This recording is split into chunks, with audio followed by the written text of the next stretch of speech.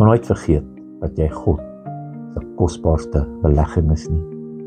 Jesaja 49:16 sê, ek het jou in my handpalm gegraveer.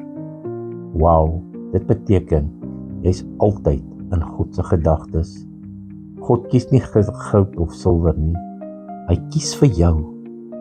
Sy belegging in jou is liefde, vreugde, goedheid. Hy het sy krag in jou geplaas deur die werking van die Heilige Gees. Paulus sê in 2 Korintiërs 4:7 dat ons met hierdie skat in erdekruike. Onthou, dis jy en ek vol van God se krag en sy liefde. Ja, ons word soms neergegooi, ons val soms, maar ons word nooit vernietig nie, want God se liefde hou elkeen van ons staande. Onthou Johannes 3:16, Jesus het sy lewe gegee, omdat jy so kosbaar vir die Vader is.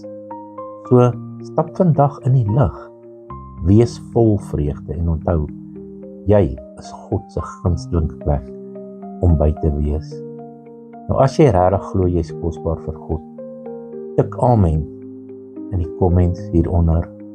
Maak 'n besluit om te glo wie jy werklik in Christus is.